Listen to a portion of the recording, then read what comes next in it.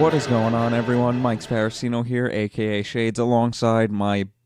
I don't even know what to say anymore about my co-host, Brendan Mulroy, a.k.a. Mulgoon, a.k.a. the Big Goon, other than he's awesome. And we're back with another episode of Backup Blueshirts. Brendan, what do you have to say? It's episode 13, Mike. We've made it this far. We have made it this far. And if you've been listening to the episodes, or the podcast, I should say, since episode... I'm going to say 5. Yeah, it started off with Dan Girardi. It started off with Dan Girardi. We've dedicated every single episode to a former Ranger as a little bit of a theme, you know, just for a little pizzazz. And we're on 13, so just to, you know, get this out of the way real quick, this episode is not dedicated to Kevin Hayes. I'm sorry, Brendan. I know that broke your heart a little bit. Listen, it didn't, because I wasn't planning on dedicating it to Kevin Hayes. Very good. I'm actually going to dedicate this one to Nikolai Zherdev, like I said, who, funny enough, actually spells his name very interesting. Zherdev, right? No, not talking about the last name. I'm talking about the first name. You would speak. How would you spell Nikolai? It's actually Nikolai.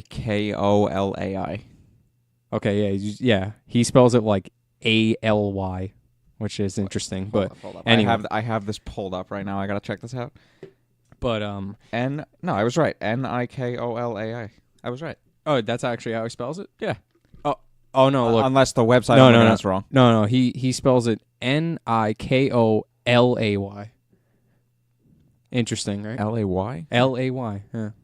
But anyway. Well, the website I'm checking is wrong. All right, so anyway. Even though it's hockey reference. Oh, well.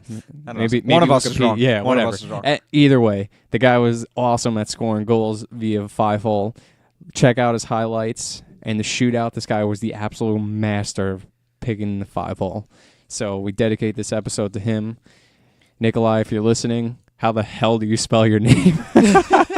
That's more of a question. Two things real quick. One, we did lose Zherdev because he went to arbitration, and the number that the independent arbitrator gave him, the Rangers were basically like, absolutely not. So he left. And 2, I'm dedicating this episode to Sergei Nemchinov. And very, very smallly, our boy, Daniel Carcillo. Dan Carcillo, wow. All right. So you got to split. We kind of split this dedication up. That's because there was just so many good 13s we couldn't even, Honestly, not many players have worn 13. Yeah. I don't even know. Only 8 players, and Kevin Hayes was the 8th one. Wow.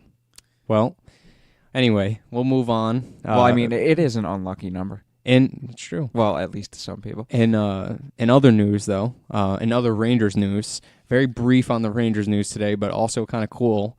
Our boy Lundqvist, the King, Hank, nominated. Well, he's actually a finalist for the King Clancy Memorial Trophy, which, if I understand right, is dedicated to, I'm assuming, some sort of a community service outside of the rink, and AKA all hair salons.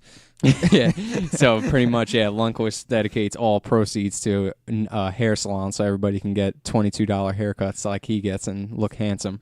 Damn right. But on a serious note, Hank, obviously he worked closely with the Garden of Dreams Foundation. I'm pretty sure he was actually like a lead ambassador for a little while there, and then he decided, him and his wife, they want to have the Henrik Lundqvist Foundation. Obviously, if you haven't figured it out yet, it's named after Henrik Lundqvist himself. Yes, sir. Yeah, but it's a cool little foundation, man. I had to pull up on the website just so I can, read about it, and just to give you guys a little bit of the background. And to try and not give false information. Exactly. I figured why not better source than HLundqvistFoundation.com. That is a very good source. But man. I'll just read the mission. The Henrik Lundqvist Foundation, through its fundraising efforts and community outreach, strives to create positive change in the lives of children and adults throughout the world through education and health services. So this is here in New York. They're also help in Sweden and Dominican Republic. So that's pretty cool. That is pretty cool. People get health care. It's not always easy for some people. So it's cool to see that Hank's out there doing his mission. Yes, sir. And yeah, man. So hopefully he wins it. Obviously, that'd be awesome. That would be awesome. So he didn't have the best season this year, but it's all right. it's a little bit of a bounce back. Dude, for all him. I'm gonna say is this: he may not have had a good season, but the first half of the season where he was keeping us in games, like half those games, he dragged us to a shootout. Meanwhile, we should have got killed in regulation. Listen, I mean, I didn't mean to I didn't offend his play. I meant in terms of numbers, it wasn't the best. But I mean, we know as Rangers fans that the guy plays his heart out every night. So. Anyway, we love him. Hopefully, we can get him on the podcast one of these days. That'd be insane. We were just talking about that, but actually, you never know. When you speaking of sources, when you said from the Henrik Lundqvist Foundation .com, I don't know why this popped into my head, but a few weeks ago, I saw something on Twitter, and it was like the Blue Jays came out and said this player's injured, and somebody tweeted back at them as a reply, "What's your source?" And their reply back was literally us, the Blue Jays, and I lost it. That was amazing. That's pretty good. I guess you can't trust anybody these days. That's hilarious. Oh, dude, I was on the floor. That was great. That's great. And that's a good thing about Twitter. Every once in a while, you get a laugh. But we'll move on because there's just so much to talk about. Let's talk about before we even dive into the second round. We'll give a breakdown. Unfortunately, we couldn't get started before the first games in the Boston Bruins in the Dallas series last night, but whatever, it's not going to change our picks. No, but let's talk about the end of the first round. I mean, wow. Why don't you throw that stat at us? Hold on. First off, we talked about the Blue Jackets sweep of the Lightning and the Colorado winning over the Calgary. Even though Calgary. All right, the Avalanche won over the Flames. I'll correct myself. Not even going to edit that out. So we talked about that in full last episode, and I don't even remember which games we left off in all the series. But let's start off. We were pretty much right at the end, I would say. I mean, feel free. We were near the end. Feel free to start off with whoever you know what? Let's start off with Boston, Toronto. Third year in a row. It's getting tough for Leafs, man. It's getting tough Maple for them. Leafs cannot get out of the first round. Second year in a row, and third time since 2013 that the Maple Leafs have lost to the Boston Bruins in the first round in Game 7. Tough, man. Hey, listen, that's not an easy matchup in the first round. I'll give you credit because you did say Boston was going to win that series. And I got one. I got one right. And actually, if I recall correctly, I think I actually agree with you. I took Boston in 7, even though I wasn't 100% confident in the pick. I picked Boston, so they won in 7. I love how going into the playoffs, everyone was like, "Yeah, Boston in 7. Yeah, just let's see what happens with the other series." Based on the past, now you're going to have to pick that pick every time. But I got to admit, man, I was impressed with Rask. I think he kind of silenced the haters in those last 2 games. Came up big when he needed to. That was awesome. Another big factor was losing Kadri for the last 5 games. But even without him, they took a 3-0 series lead, so they won the next 2 out of 3 games and then choked the series away. Yeah, man. I mean, I can't say, I think even Matthews himself, I think he silenced a little bit of the hate he was getting because he had an unreal series. Kid was a monster.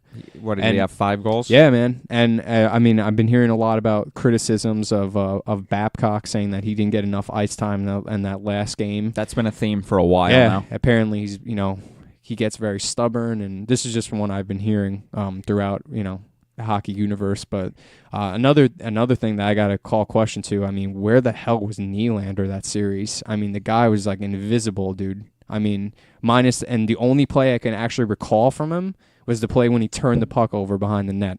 So he didn't have a good series. John Tavares probably could have been better, even though he scored in Game 7. But I thought Tavares was fine. Yeah, compared to a lot of other people. Listen, I think John Tavares, he wasn't necessarily overbearing with the points in the series, but he was very solid. He was noticeable the whole series. I want to know the funny thing? The first shift that Tavares was on the ice in Game 7, away from the Bergeron line, he scores. Yeah. So Islanders fans can hate on him all he wants, listen, all they want, but the fact of the matter is he showed up when the Maple Leafs needed him to, which is exactly what he did when he was on the Islanders. And Anderson was good in the series. He gave up a rough goal to start Game 7. That was unfortunate. He probably should have had that one. It just sneaked under his arm. And then, but listen, he's not to blame in the series because I think No. he was solid. I mean, what it came down to, I mean, to me, when I look at the series as a whole, I mean, Boston's power play was dominant. Yep. They were just unreal. I know going into that Game 7, they had already 7 power play goals in the series. They were 43% in power play percentage in a series that went 7 games. So that to me was the difference in that series. And at the end too, I mean, I was talking a lot of crap about Boston, like, oh, you know what? Like, their offense only comes from Bergeron, Pastrnak, Marchand, McAvoy at the point. But I am impressed that the depth scoring came in clutch for them when it actually mattered. Corrali scored, and who else? Well, I mean, I don't want to dive into the next round, but Well, it was Johansson. Johansson right? as well. Yeah, Well, he scored. He actually ends up scoring the game winner too as well. You know what? Since we're on this team, let's just talk about Game 1. No, we'll wait till later when we break down the second round. I feel like it would make more sense in the matchup. All right. Only 2 games in so far, so we got time. But hey, the fact of the matter is the Leafs didn't have that killer instinct to close out the series, and it showed. Yeah, I mean, listen, and listen, they played solid in Game 7. They still played great. I mean, bad first period, but I thought that they were actually better in the second period, and they played good enough to maybe tie that game, but I think Rask was the difference there. But, yeah, man. And now Boston moves on. Toronto doesn't move on, which I'm a little bit disappointed, only in the fact that I was really pulling for Islanders, Toronto, Eastern Conference final matchup just because how awesome would that have been. As much as I would have hated to see the Islanders in the Eastern Conference, which I think they're going to make it anyway, which we'll dive into that anyway. But, man, damn, that would have been intense. But, yeah, listen, even without that matchup, it's still going to be intense, so it doesn't matter. And there's going to be some interesting storylines that play out this offseason for the Maple Leafs.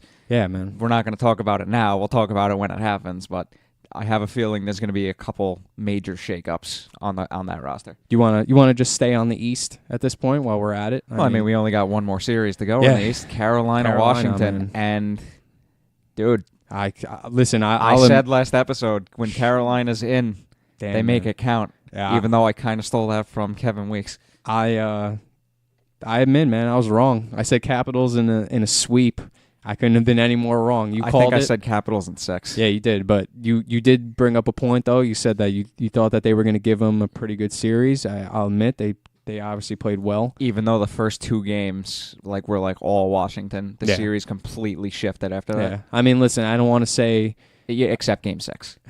I think the biggest loss, obviously, for Washington was Game 5. When Oshie went down. That was probably the biggest turning point. Yeah, I think that's what hurt them the most. Yeah, I mean, Oshie's just unreal. He's been sick. But even even before the series started, Kempny was out. I had a feeling that was going to take a toll on their defense. Yeah, and I mean, it's the same. I mean, I feel like with Washington, it's kind of the same thing. I mean, you already know what you're going to get. Ovechkin's going to be an animal, which he was the entire series. Kuznetsov was invisible until Game 7. Yeah, I mean, that was a major factor as well. Backstrom was still solid, and Wilson was... I think Backstrom scored as many goals in that series alone than he did the entire playoffs last year. Yeah, man. I think, like we said, Oshie going down and Kempny coming in, and also interesting, which I'm pretty sure they brought him in after Oshie went down. I could be wrong, but they brought back Smith Pelly for that series, which I thought was interesting. Yes. But that whole thing to me was interesting. The guy scored 3 goals in the Stanley Cup final, and then he didn't even make the team the next year. That was a little bit weird.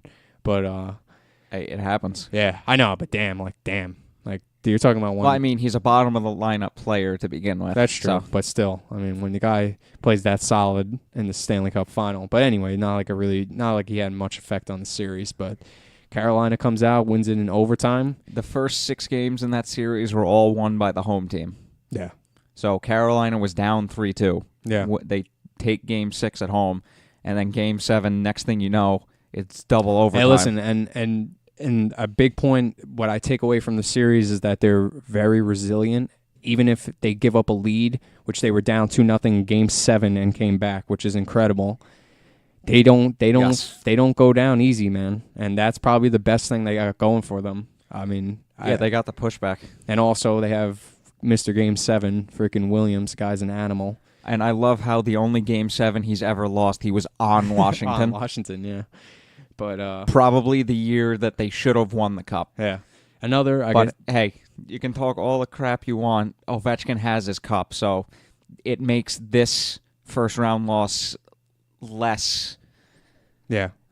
And what's the word I'm looking for here? I don't want to say less crappy. I mean, less. I don't want to say less heartbreaking because it sucks. Less disappointing because they won last year. Definitely. I'll go with that. I mean, you had Oshie goes down, breaks his collarbone. That whole play was just a freak play. Yeah. That sucked. You know, you can't really blame it on that though. You know, I mean, they still won without him.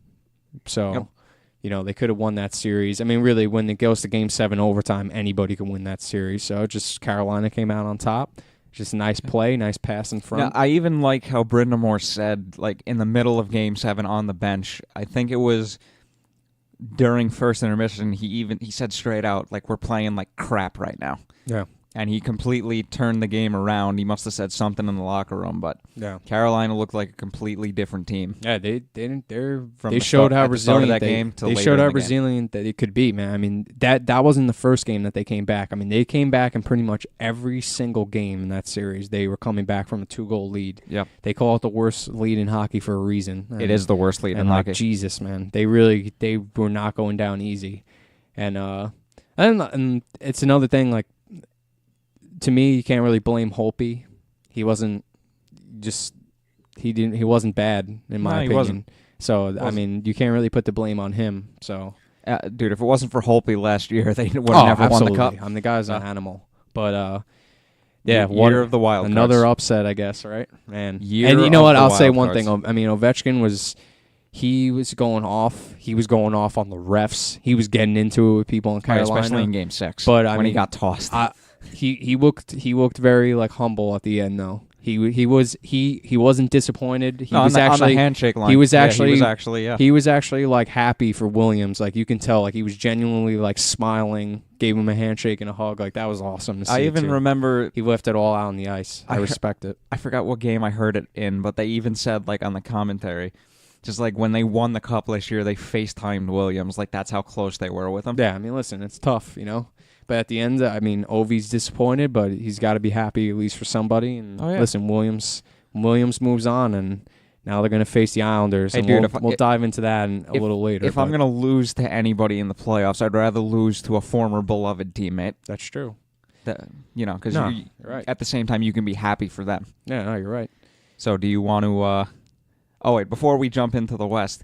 Game 7 double overtime. The game ended. I'm like, oh, holy crap! The game just ended. Like it came out of nowhere. Yeah, it was a very like weird play, but nice little look in front, and he just batted her. I forget who scored it.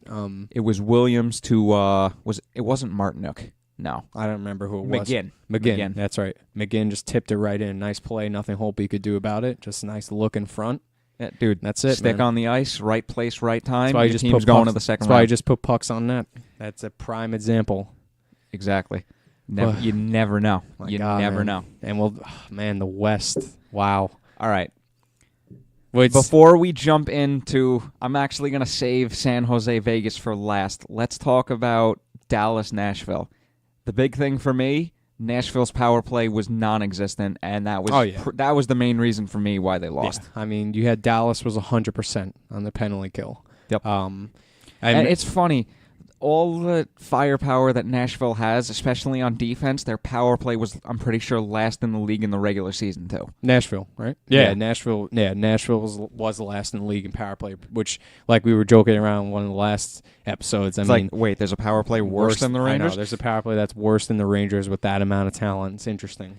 But all I'm going to say is I don't think it's going to happen, but if Tortorella gets let go from Columbus, Rangers better be like, yo, St. Louis, you want to come coach our power play? Exactly. Please. But I mean, Pekka Rinne though, he made that series seem a lot worse than it was because those games could have been blowouts. I mean, he played out of his mind. Dallas was straight on just dominant some of the game. They dominated the puck. We saw their top line was obviously dominant. I mean, Sagan, Ben, and Radulov, they were killing it. Yes. and Zuccarello was obviously killing it as well. He had That's 3 goals. That's literally the only reason we're rooting for Dallas. Yeah, I mean, listen, I'm pulling for them. If Zook wasn't on Dallas, I'd be on the Blues bandwagon hard. Yeah, but I'm pulling for Dallas. And still, I mean, their defense was sick. I mean, you're talking about, and you shut down some pretty good people. I mean, let's not forget.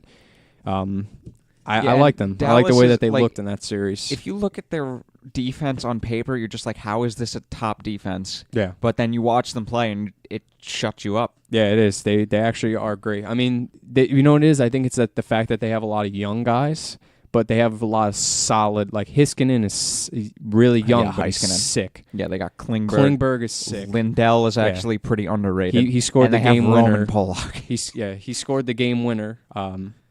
Klingberg in OT to close it out. That was and they move on, man.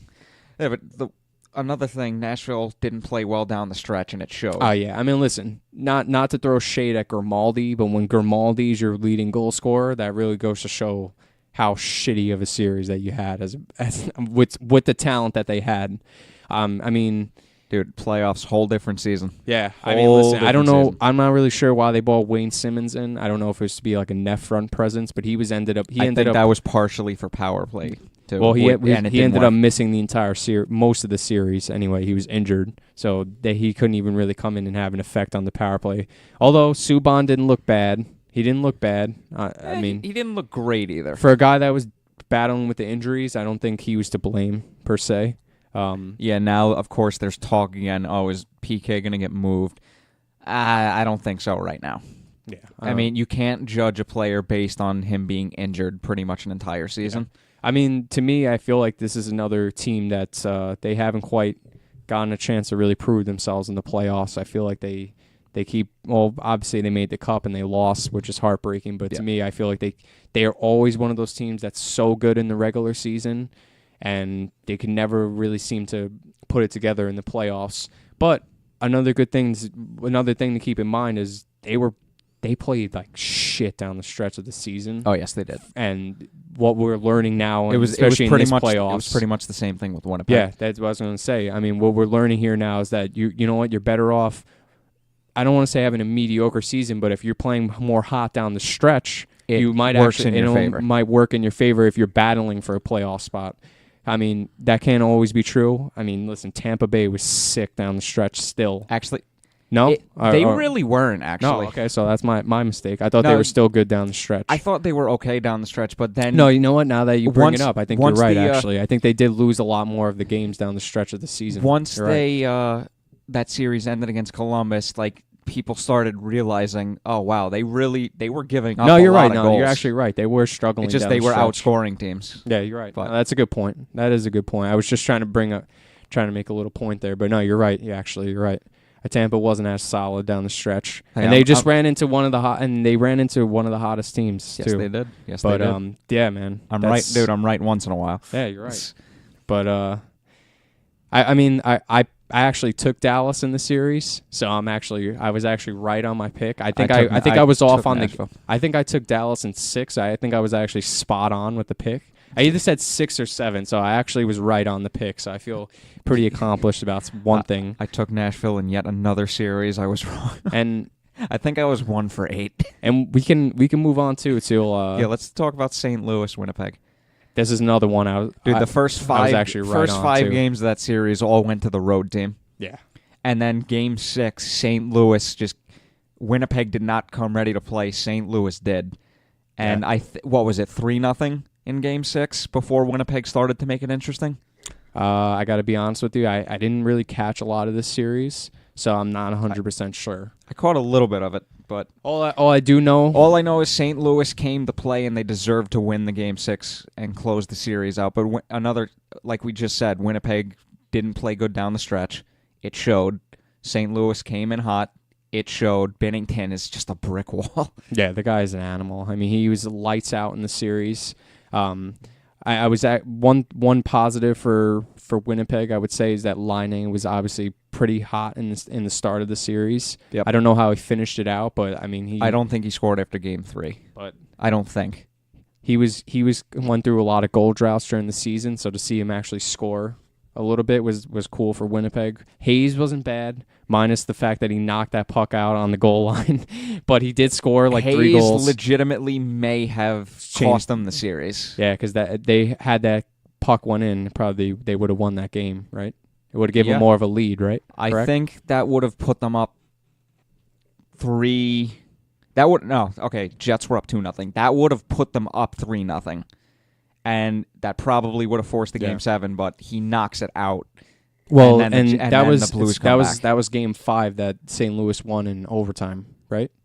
Gonna double check right now. Who was it? No. Oh, okay. It was 3-2.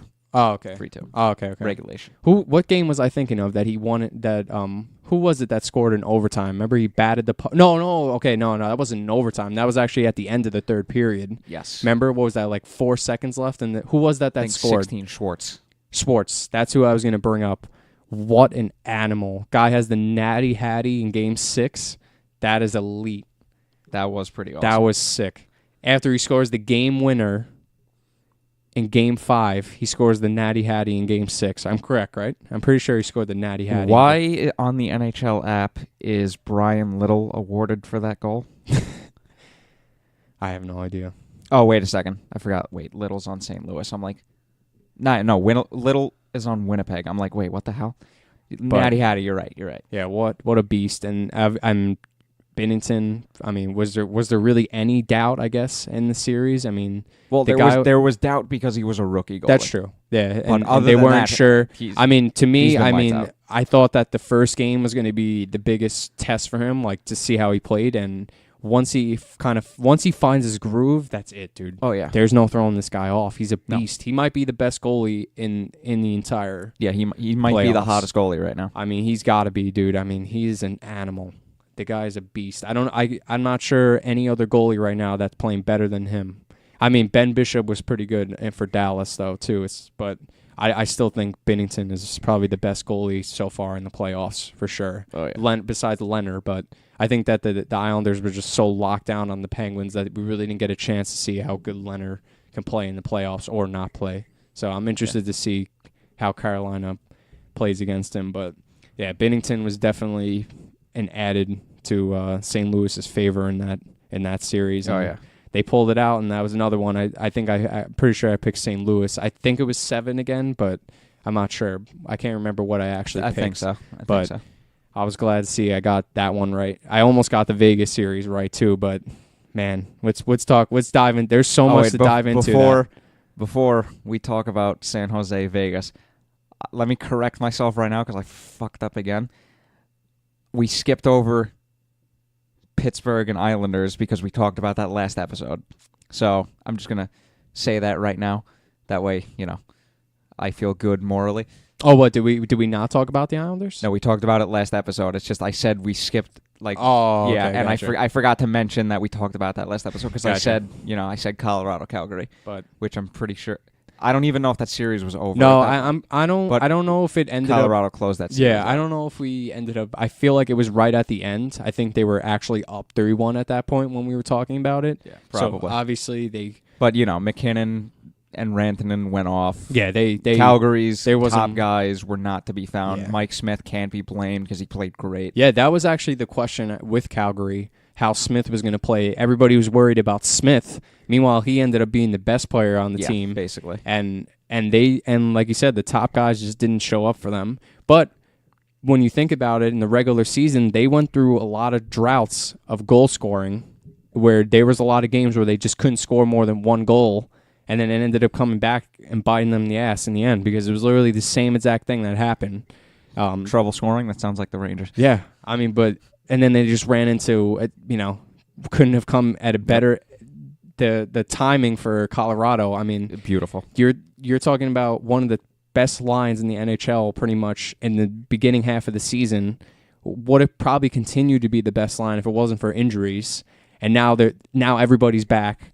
McKinnon pretty much carried the entire team again. Put the team on his back. Just like he did last year, except that he didn't get that MVP overhaul, which I don't know if that pissed him off or not, but damn, he certainly didn't slow it down this season, that's for sure. He was just he's sick. A monster. Carried the team. Now everybody's back, and they look pretty sick, man. And listen, and another guy, like, Philip Grubauer didn't play bad in that series either. Like, he's not a bad goalie, dude. I mean, like you said, let's not forget. I mean, he started last year over For Holtby. Washington, yeah. So the guy's not bad. I mean, when I kind of like laughed about it in the offseason, like, oh, Philip Grubauer, like, but hey, listen, he's not bad, man. Nah. He's not. So I'm looking forward to their next series. Let's talk about Vegas first. All right, let's go Vegas, man, San Jose. Shit, what a series, man! What an ending. Minus the whole penalty, like that was insane. Oh, that game was dude. epic. I mean, like I don't want to say I'm glad that whole thing happened, but shit, it made the game a lot more interesting because it was a snooze fest up until then. If you were a freaking San Jose fan, you probably wanted to turn the game off. I think, what were we at, Game 4 last time we talked about it? I think so, yeah. I mean, Vegas had that series in the palm of their hand. Yeah, I mean, listen. They had that series. Another thing that I actually thought was pretty interesting that I was thinking about, it was funny to me how dominant Stone and Pacioretty and Stasny were the first couple games, and then it was almost like they shut it down, like they didn't do anything, and then it was like the old Knights from last year that started tearing it up. Yeah, it was Carlson, Marchessault, and Smith, right?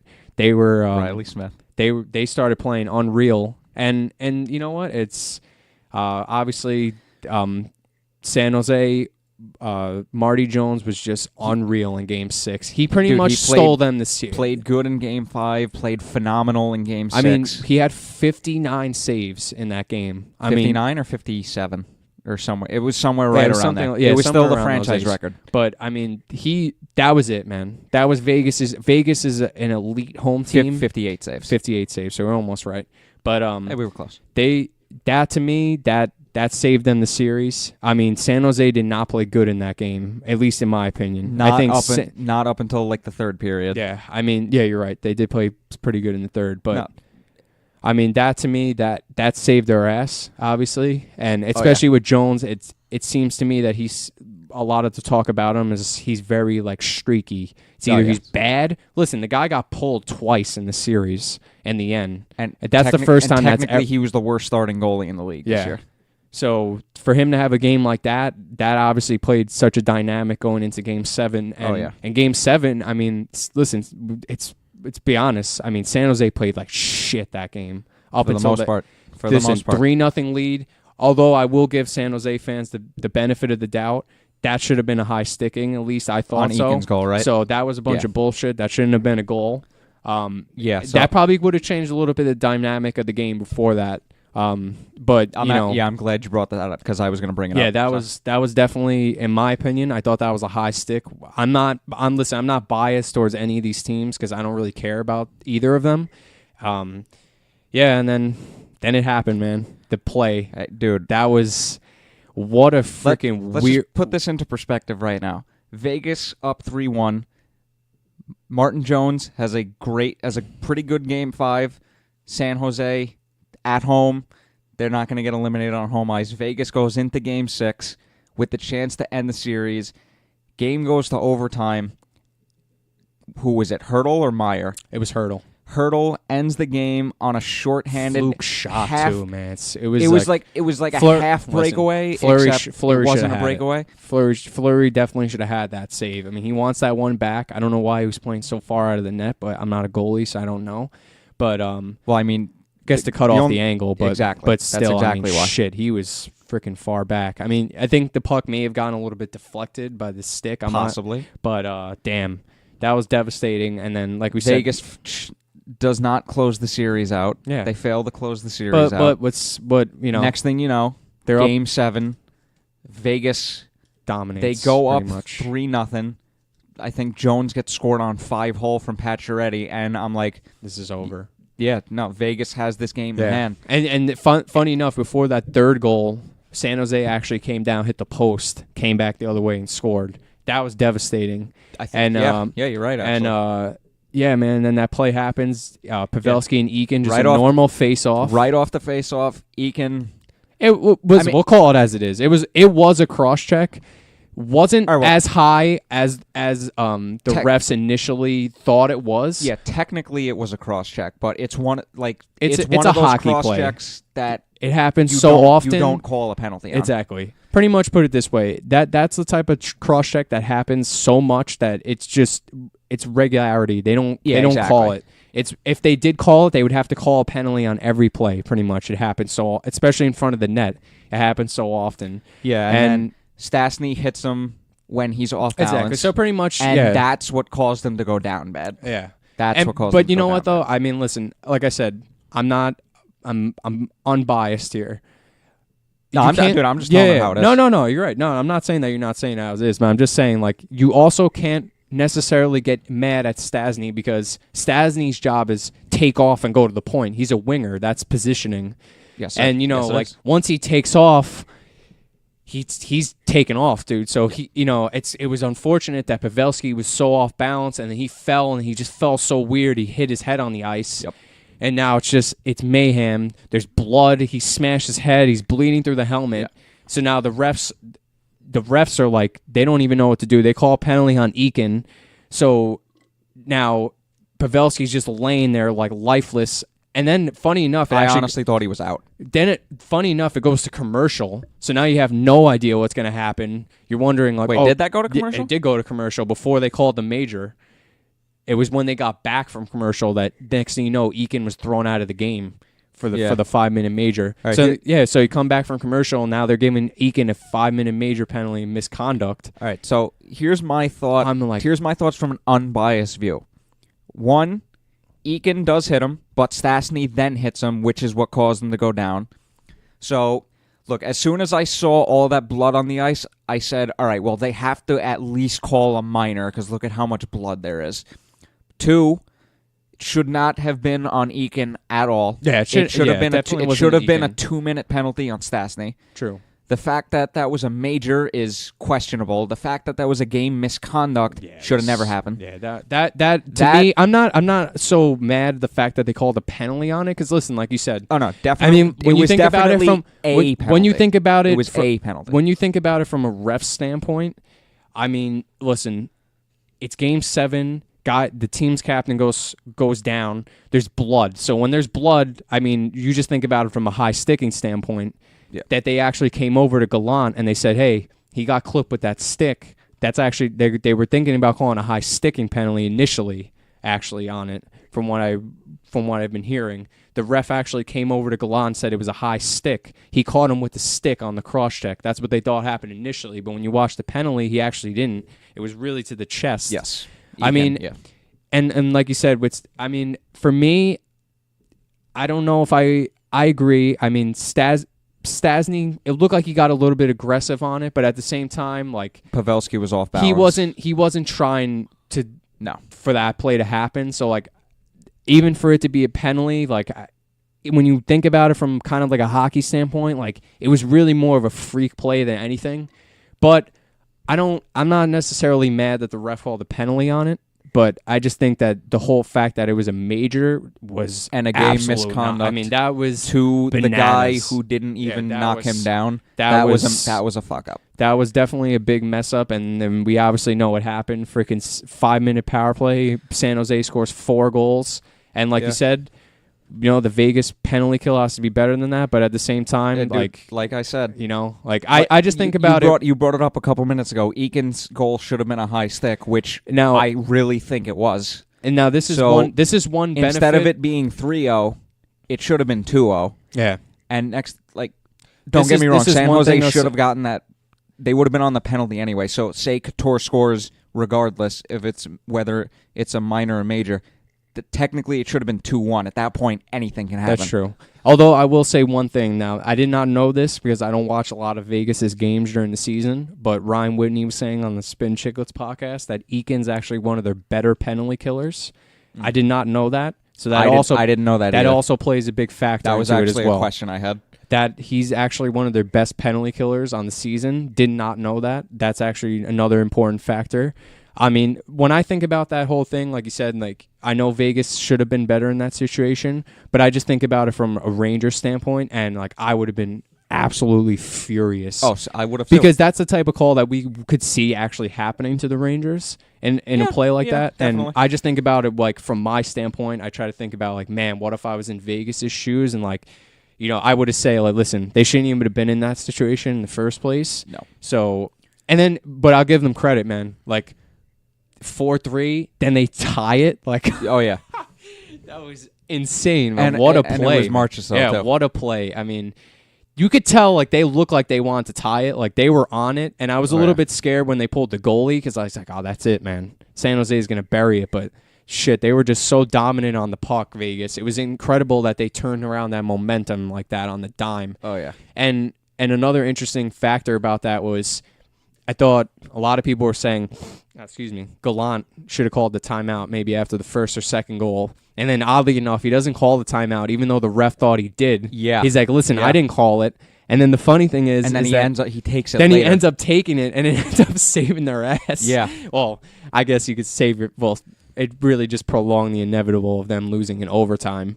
And in the overtime, I mean, you could tell, man, like San Jose just had it, man. They just had the legs. I mean, Fleury made a couple of... Well, at least some of them did. Yeah, well, minus Carlson. Carlson looked like he was going to die on the bench. He was taking the 5-hour energy, it looked like, before the period even started. I remember. I texted in the group chat. Yeah. He was and I was just like, did he just take a 5-hour energy? He definitely did. You know who I thought was going to score, though? I thought Meyer was going to score in the overtime because that guy he looked great. Dude, he was flying. He had that one play, he blew past the defenseman. Fleury made that great poke check, and wow. And then who ends up scoring? Barclay Goodrow scores the Game 7. In all seriousness, I think up to that point in the game, he had like 6 minutes of time on ice, which is insane.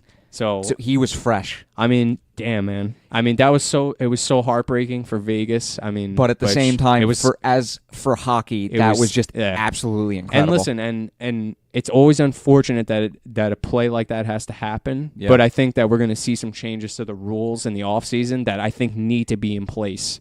And is one of them the possible reviewing of 5-minute majors? I think it has to. I think it has to now. I don't see the problem with that. What do you mean? As long as it's kept to majors and not minors. Oh yeah, definitely. I agree with that. I mean that should be, especially in the playoff. Listen, regular season, I don't think so.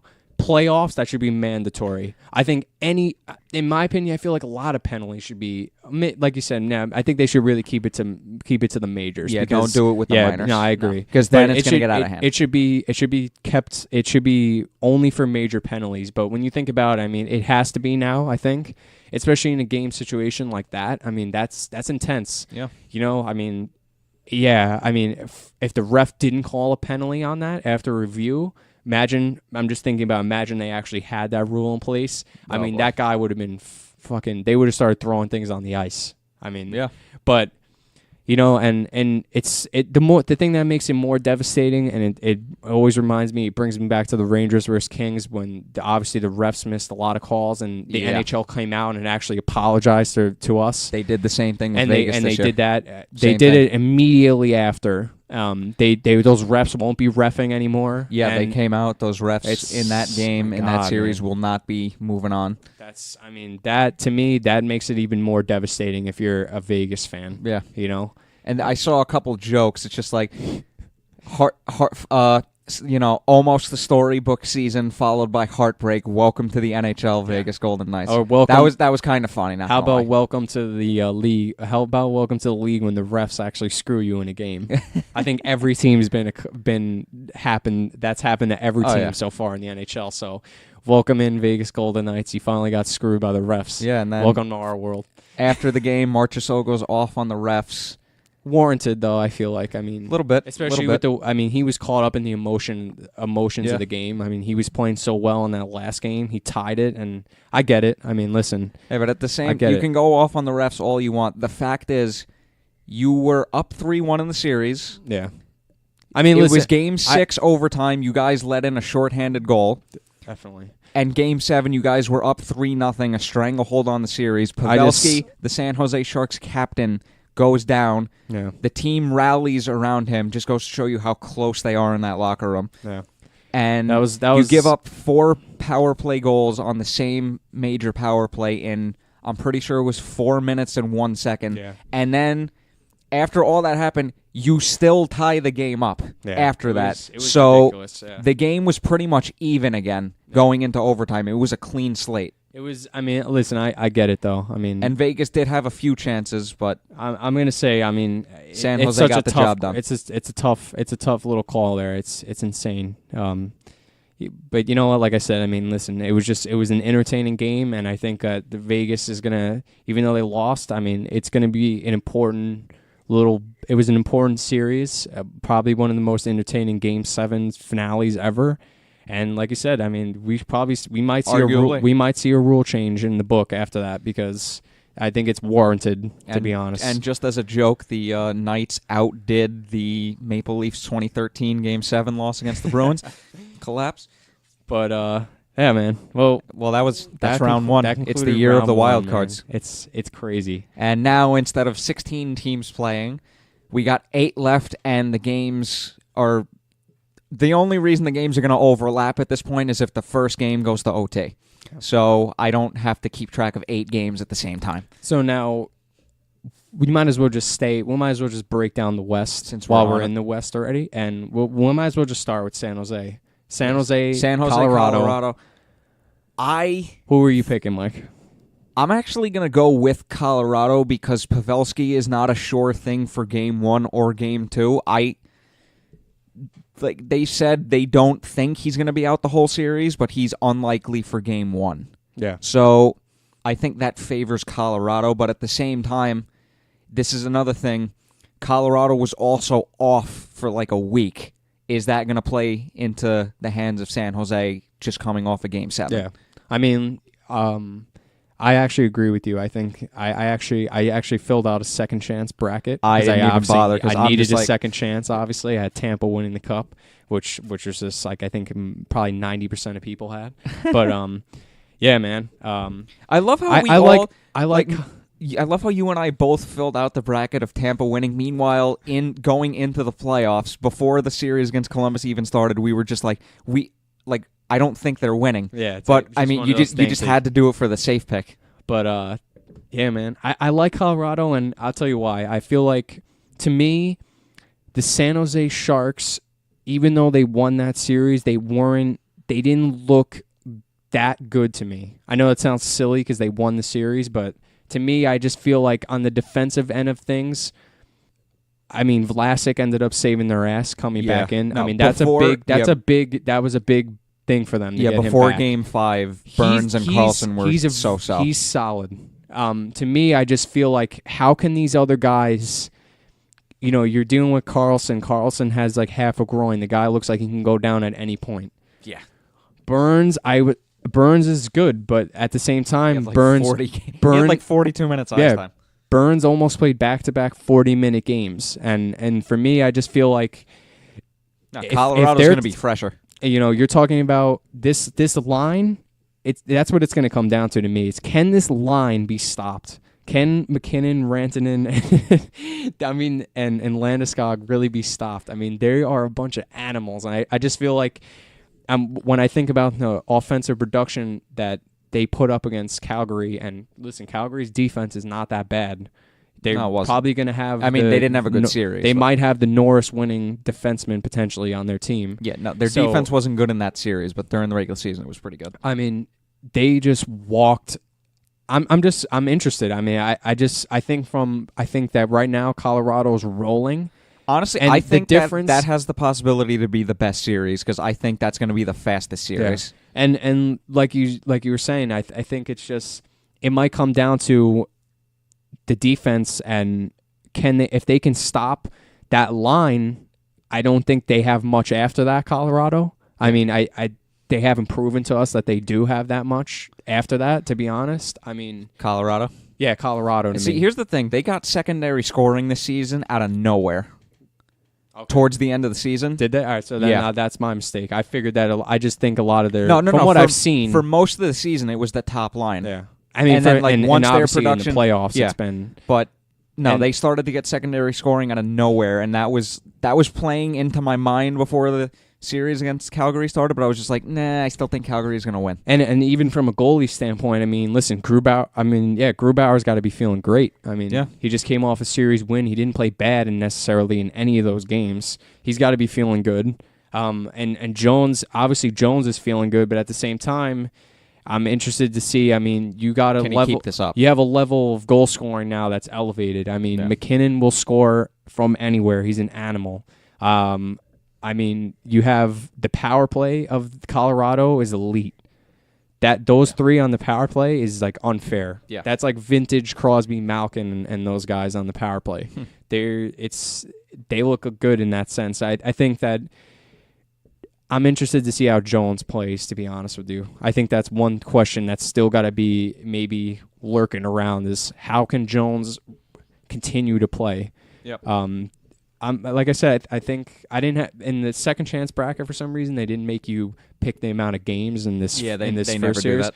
But I think I'm going to go with Colorado. They in probably 7. did that just because it's probably not going to matter because it's a second chance. Why would they make a huge thing out of it? I'm gonna go with Colorado in 7. Like I said, I'm just rolling going with Colorado. I'm rolling with, like you said, it's year of wild card, but I'm rolling with just they have the hottest offense in my opinion right now going into the series, and I wasn't overly impressed with San Jose. So until they prove to me otherwise, I'm going Colorado in 7. All right, yeah, I just have the feeling about Colorado. It's like you had the feeling about Washington in the first round. I got that feeling. No, you're right. Especially with Pavelski being down, I think that's a tipping point for me. Yeah, and to me, this is going to be a series of speed. Yeah, definitely. And we know that they have a lot of speed, Colorado. Oh yeah. And all right, man, we'll move on. We got one more series in the West, obviously. St. Louis, and like we said, unfortunately, we couldn't get to recording before last night's game, which we'll dive into in a second. Hampering our picks. But we didn't. It didn't change our picks. We'll dive into the. This is going to be a series of goaltending. Yeah, this to me is. This is Binnington versus Bishop. This is intense, man. I mean, I love this series. I don't have any bias. Like I said, I'm picking Dallas only. Well, technically, we do have a small bias. I mean, I'm going with Dallas because I mean, obviously I like Zuccarello, but also I want the pick for the Rangers. But I just actually enjoy watching Dallas play as well. Mm-hmm. I just like seeing Zuccarello play with Sagan and Ben. I just think that's cool. But I'm gonna have to disagree with you. I'm going St. Louis. You're going. I figured. I mean, listen. I understand why you would pick St. Louis. I mean, you got arguably the best goaltender. Proved it again last night. Binnington, brick wall. Binnington was a brick wall. He made probably some of the biggest saves, I would say, of the series. I mean, I still think out of all the teams remaining, St. Louis is the hottest right now. No, 100%. That's the main reason I'm picking them. They're still the hottest. I mean, listen, they beat Winnipeg, which is a good team coming out of the West. My mind says St. Louis, but my heart is rooting for Dallas because of the Zook in the first rounder. I mean, listen, the thing I had to say about Dallas, what I've noticed about them, this goes back to even last night. I didn't see the first period, so I missed that first goal. So you said Bishop probably should have had it, which I heard. It was a 5-hole goal from Fabry breaking down the right side. It seems to me, they're shooting 5-hole a lot. They scored 3 5-hole goals last night in that game. Two. I'm sorry about the third one was top shelf by Tarasenko. That was filthy. Yeah. But the one thing Bishop should have had at least one of those, arguably both. And you know what? He gave up some rough goals, but he also made some great saves. Yes, he did. So it kind of balanced it out. Speaking of great saves, I forgot who passed it to who, but it was a cross ice. Oh no, wait, no, Binnington didn't save that. My bad. We thought he saved that.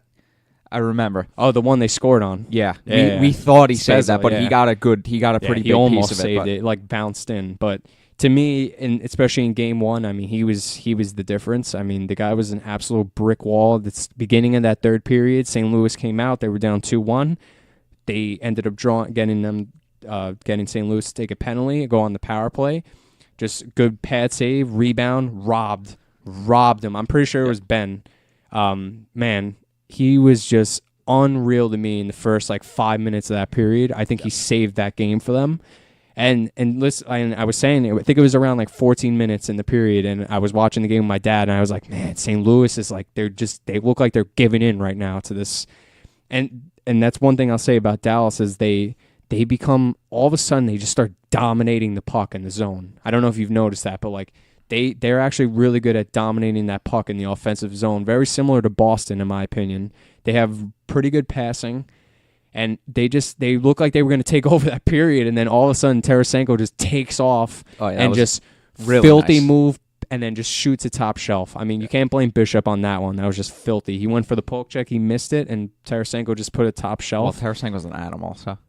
Read that stat for me, please. The Tarasenko stat that we had going from since the 2014 playoffs. What is it? Tarasenko's third in the he's NHL got 14 in playoff goals. goal scoring? Yeah, that right there is big too. He's been good.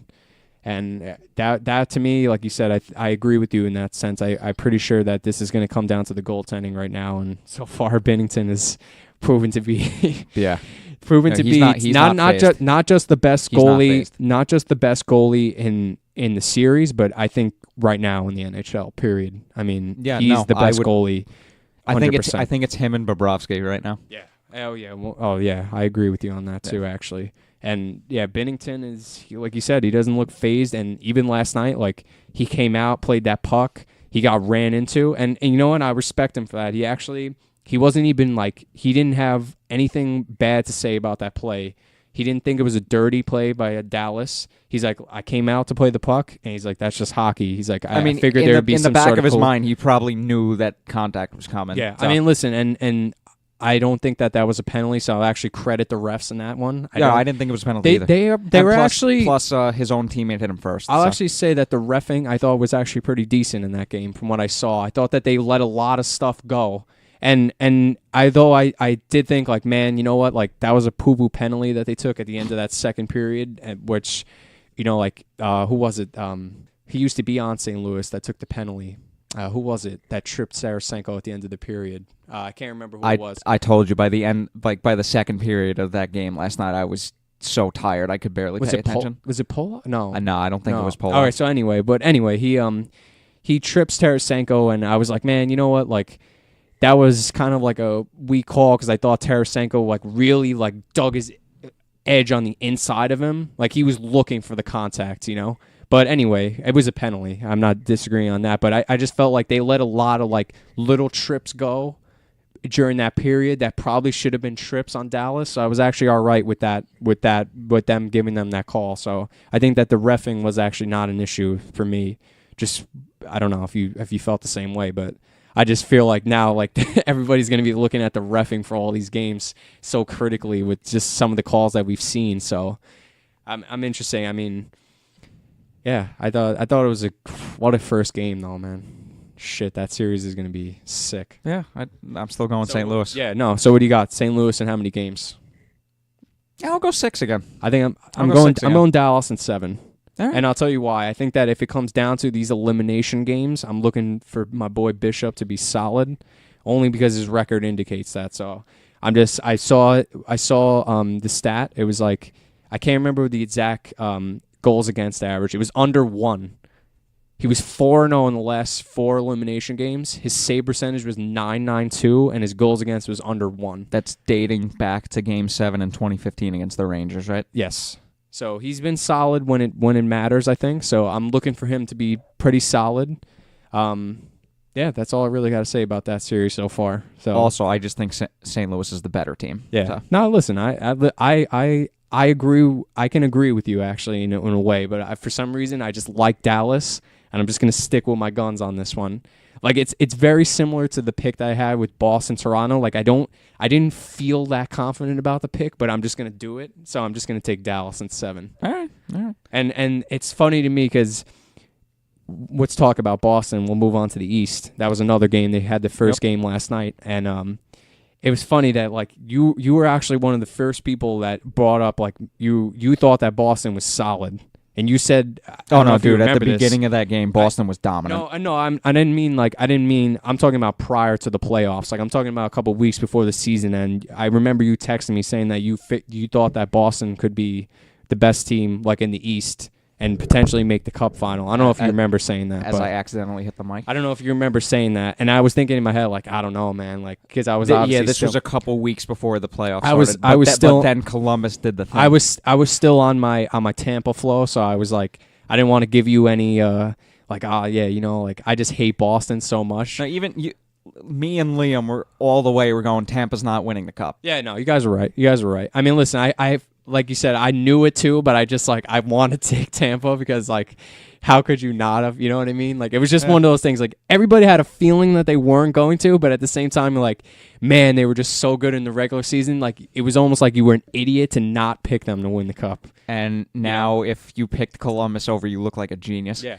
I mean, and now we move on. We got Boston and Columbus, and first game last night, Boston takes the one. Yeah, no, Boston was pretty dominant in that game. The only reason the Jackets were in the game for the most part was Bobrovsky. And I think this was to be expected because they had so many days off, but they did not have their legs at the beginning of that game. Flat, man. They did not have their legs. Bobrovsky was a beast. He was the only reason they were in that game. And funny enough, they had no business being in that game. They scored.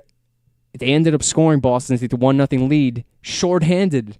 They couldn't even score on a. They were just. He had so many great saves. So that's. I mean, if you're Columbus and you take away something from game one, you got to be like, shit. At least I know Bobrovsky's on his game. That's big. If you're the big takeaway for me is start the next game on time. Oh yeah, they need to definitely start that game on time.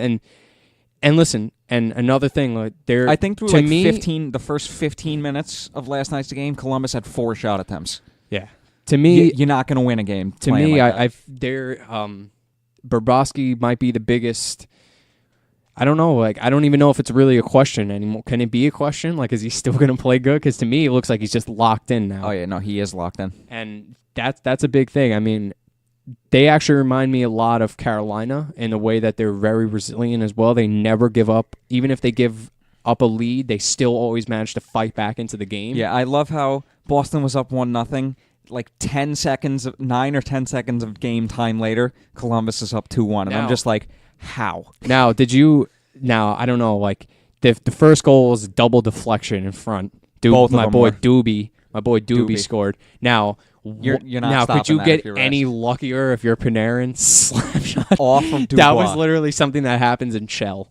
Yeah. So that was definitely a lucky bounce. Oh no, they got lucky on both of those goals. Now this is one thing I'll say. Like, dude, I'm pretty sure if Dubinsky doesn't double deflect that puck goes wide. Oh yeah, 100%. Yeah, it looked like it was going to go wide. I agree. So Columbus got extremely lucky on both of those goals. I'm actually, I have to admit, I'm impressed with Boston's answer though. After in the final 5 minutes of the game, they got Coyle scores on an absolute laser beam of a shot, dude.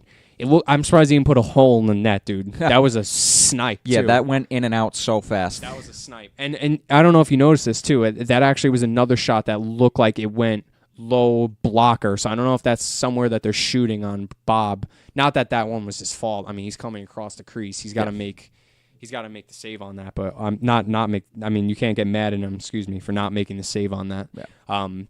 And then again, Coyle in the overtime scores.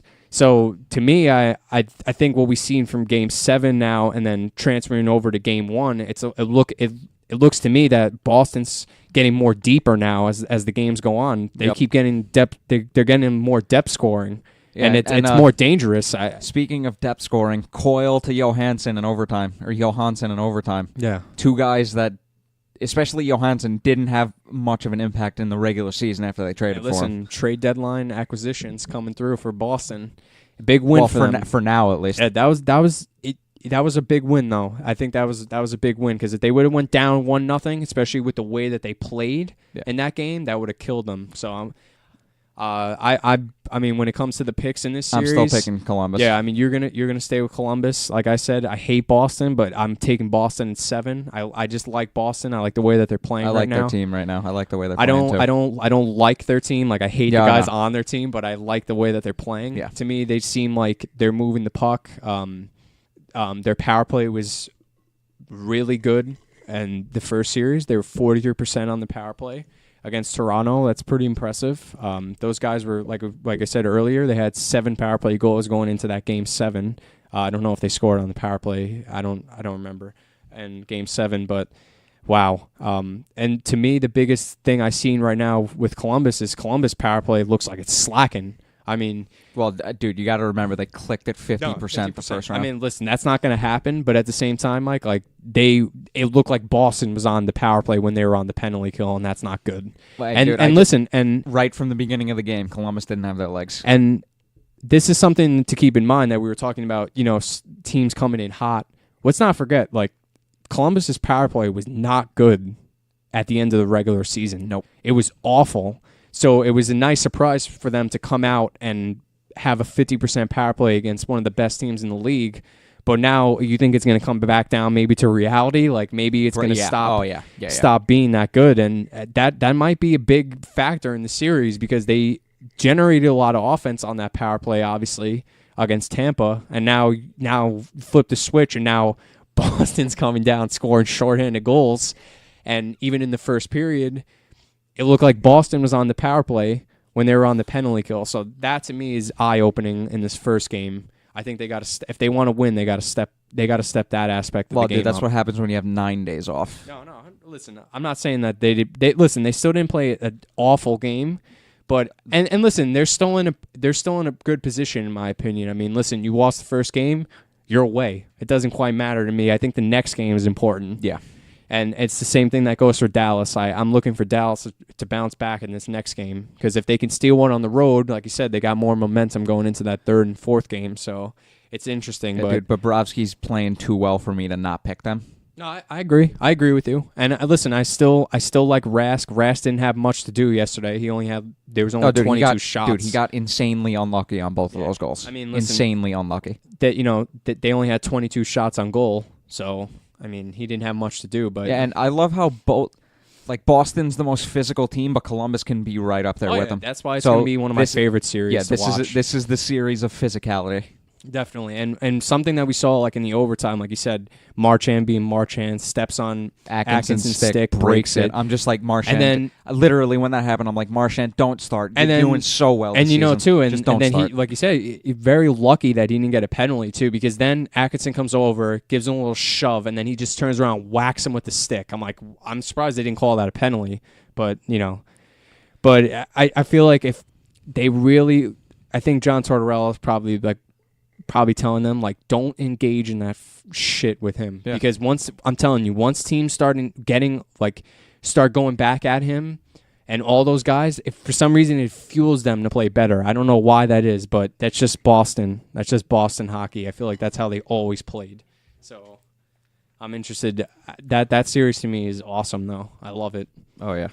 And now we move on to the arch rivals versus the bunch of jerks. Wow. New York Islanders versus Carolina Hurricanes. This is another one, man. All right, I'm just going to get this straight. I'm just going to say it straight out. Begrudgingly, I have the Islanders because the Hurricanes lost Ferland and Svechnikov in the first round. I got the Islanders too, just because I feel like to me they were just even so though locked down. I really like the way Mrazek's playing. I'm giving the nudge to the Islanders. I'm giving the nudge to the Islanders because I just love their defense in the first round. To me, was probably the best of any team. This is the defensive series. They were absolutely locked down in the neutral zone, and to me, I feel like they just. And this is kind of like a random. The only thing I have going against the Islanders going into the series, they played arguably the worst team in the first round. Yeah, that's true. Yeah, I mean, listen, you have the worst team, and that's including Tampa. I mean, I feel like you got to credit though the Islanders. I mean, they shut down some pretty good. Listen, even though they're getting older, I mean, like Crosby and Malkin to really shut those guys down like that, it's pretty big. Even Kessel, like those are some big game players. So I agree with you in the fact that I don't think Pittsburgh was that strong, but I'm still kind of impressed the fact that they were even able to shut them down, even when even on like the power play and stuff. That's kind of impressive. But yeah, I mean, I think they have the edge in goaltending, even though Mrazek's playing good. Leonard's probably coming off of Vezina. He might win the Vezina. I mean, in my opinion, he probably should win it. But he didn't look like he was fazed by anything in the first round. He was pretty good from what I've seen. I mean, they didn't get much of an opportunity on him, really. But for me, I want to just say this because I just out of randomness, but this is something I was thinking out. I'm honestly curious to see how the Islanders' fourth line. I feel like the Islanders' fourth line might be like a secret like key to this series. Like it might score them some like key goals because I feel like it's going to be a grinded out type of series, and I think that fourth line that they have is like perfect matchup for this series. I don't know. That's something I was thinking about. Could be completely wrong, but I just think like they played well against Pittsburgh. They didn't really score, but I'm interested to see how they play in this series because I think this is like a perfect matchup for them. And obviously they have some pretty good people on offense. I mean, Barzell is going to be he's always fun to watch. I don't even care if he's an Islanders fan on the Islanders. Well, you know what this means, right?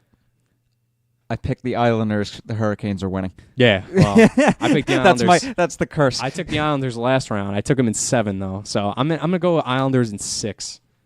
That's my pick for this one. Islanders in 6. Yeah, you know what? I'm gonna agree with that. I just think now I'm gonna agree with that. I think right now the Islanders probably might be one of the best defensive teams right now in the playoffs, and they're getting the goal scoring from Carolina's also a pretty good defensive team. I'm just like you said, battle of defense for sure. I'm interested to see if the Islanders do take a lead in this series, not as lead in the games. I'm talking about lead, just in an individual game. Can they hold off Carolina coming back? Because that to me might be the biggest thing in the series as well. Maybe because if they take a 2-0 lead, can they hold it? That's the thing I'm wondering about. I think defensively they're a better team than Washington, hands down. So yeah, they are. That's a big thing to look for in the series too. Well, year of the wild cards. First time in any of the 4 major sports that all division leaders /1 seeds have been knocked out in the opening series /game. This is a huge fun playoffs, man. Oh yeah, man. I mean, just the first round, I mean, you couldn't have asked for any better. I'm pretty sure the ratings have actually been the highest. I've read that in an article. Yeah, the ratings have been the highest. I don't understand how people are still saying, "Oh, the best teams are out. These playoffs are going to suck." It's just like, dude, if you're saying that you haven't watched the single second of these playoffs. I mean, listen, I love the fact that Columbus is in it, like Carolina's in it. It just makes it more interesting. It's more interesting of a dynamic to me. And same thing on the Western end, like Dallas. I mean, when was the last time you seen Dallas really in the playoffs like this? Same thing with St. Louis. Like, I mean, St. Louis is always around, but now to me they have a different dynamic now with Binnington and goal. It's different. Like you could just feel it's different. Berube behind the bench as well.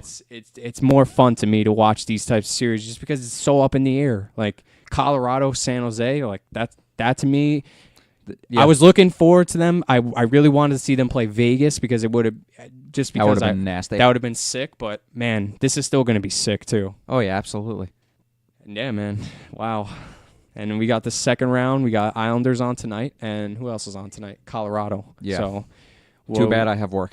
We'll probably try to record an episode mid of these series, and then obviously at the end. If I'm not working, hopefully. If you're not working, when I'm off. That's all right. We'll figure it out. Next season, we'll have a dedicated day of the week. Exactly. So in the West, we got San Jose versus Colorado in the series of speed. We got St. Louis versus Dallas in the battle of goaltending.